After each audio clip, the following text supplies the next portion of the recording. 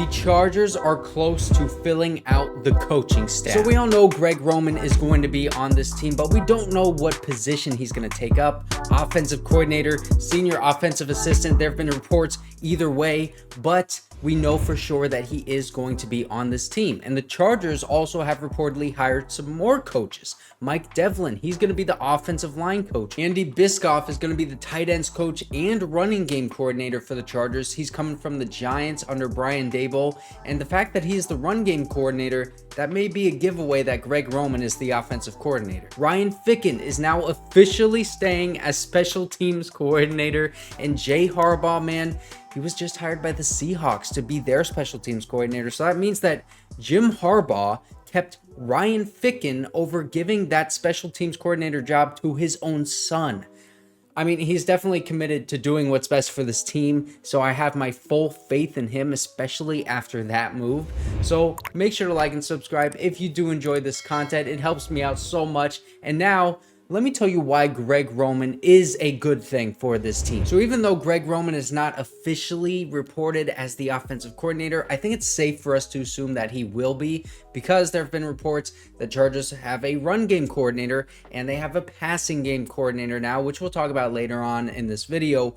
But let's talk about Greg Roman. His teams have never ranked lower than 8th overall in rushing, and he uses tight ends a lot and with a ton of formations, different blocking schemes that confuse defenses, and allows him to have as much success as he does running the football, whether it was with the 49ers and Jim Harbaugh, the Bills with Rex Ryan, or the Ravens with John Harbaugh. And notice the theme there from all of those head coaches. They coach physically dominant teams and tough teams, which that's what we're going to see from the Chargers. And having good tight ends, man, for Greg Roman, that is extremely valuable to him and to Jim Harbaugh as well. But so is having a dominant offensive line that can force their will in the running game and protect Justin Herbert.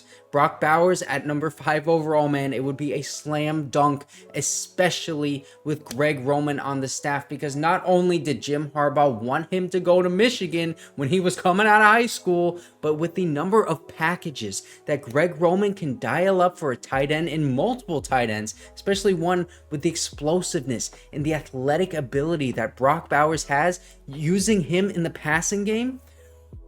Oh my God, bro. And I didn't even mention how good of a freaking run blocker that Brock Bowers is. And you can even hand the ball off to him in short yardage situations. He did that in Georgia. That would add even more complexity to this running game, because now you have to take into account that the tight end could get the ball in a handoff, the quarterback can tuck it and run, the running back could get the ball, and a wide receiver could come on an end around. I mean, how are you going to defend that? And Greg Roman, he is one of the best minds in the NFL when it comes to the running game, and his stats, they back that up. Listen to this. 2019, the Ravens had 3,296 rushing yards, which was the most in NFL history, and Lamar Jackson had the most rushing yards by a QB in NFL history as well.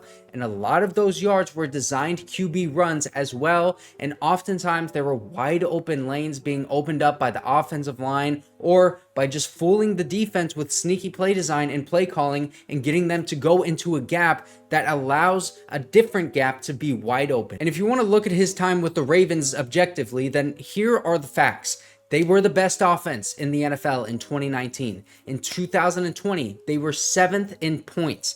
2021, 6th in total yards. And then in 2022, they fell down to 16th in total yards because Lamar Jackson went down with an injury in week 13. And there were tons of other injuries for the Ravens that year that really set them back. And before Lamar Jackson went down, they were averaging 25 points per game. And then after he went down, they averaged 13 points per game, and they only lost by 7 points in the playoff after their backup quarterback, Tyler Huntley from Utah, fumbled the ball at the 2-yard line, and the Bengals ran it all the way back, 98-yard return touchdown in order to win that game.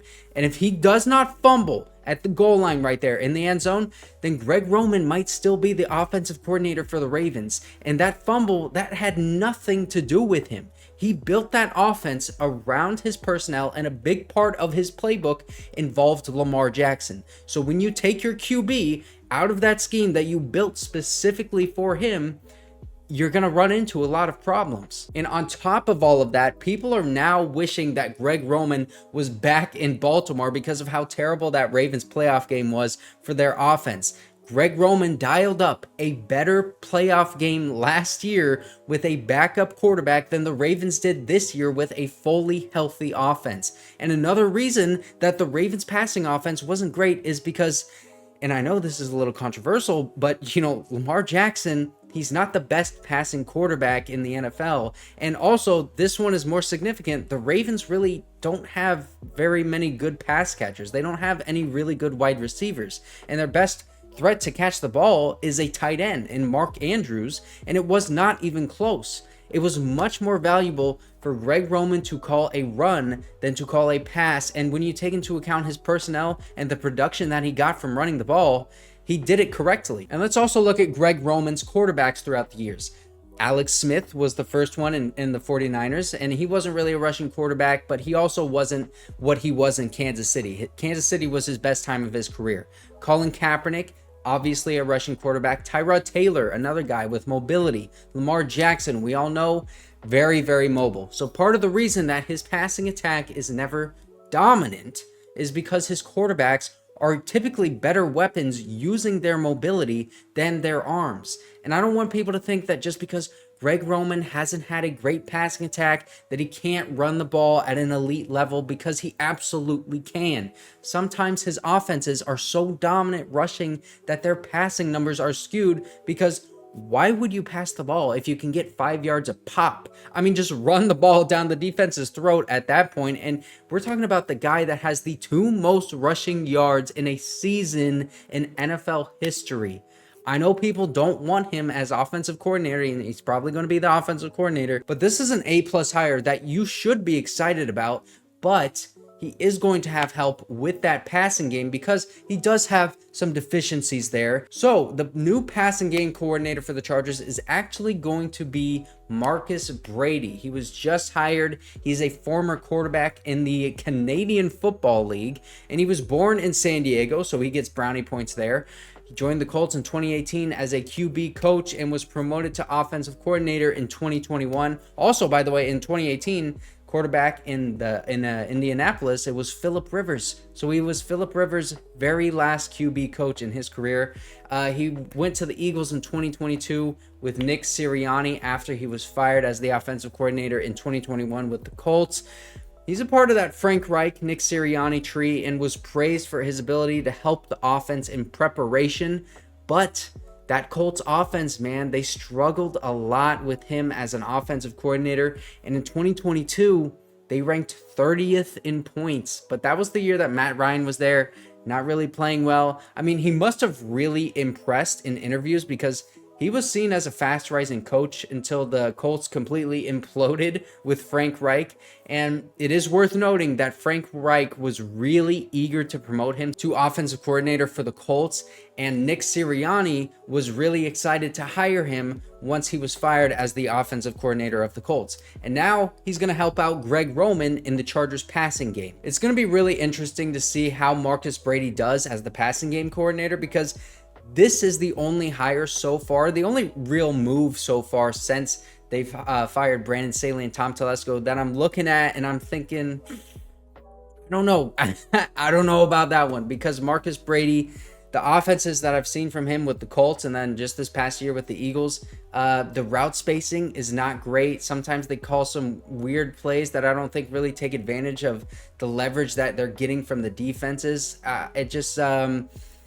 I don't know. But if Jim Harbaugh believes in this guy enough to put him in charge of the passing game with Justin Herbert, and he really was very adamant about building an all-star staff that will maximize Justin Herbert. If he believes that Marcus Brady can bring that out of this Chargers passing game, then I have full faith in him, and I'm okay with this hire. So the Chargers staff is coming together, and I want everyone to remember that one of Jim Harbaugh's best assets as a head coach is building a very good staff and being able to identify good talent in coaches. So that's why I'm okay with the Marcus Brady hire. I'm okay with Greg Roman. We've got our run game coordinator, our passing game coordinator, and now Greg Roman, very, very likely to be the offensive coordinator. And if you didn't see what Jim Harbaugh had to say in interviews, here's where he was talking about building that all-star staff.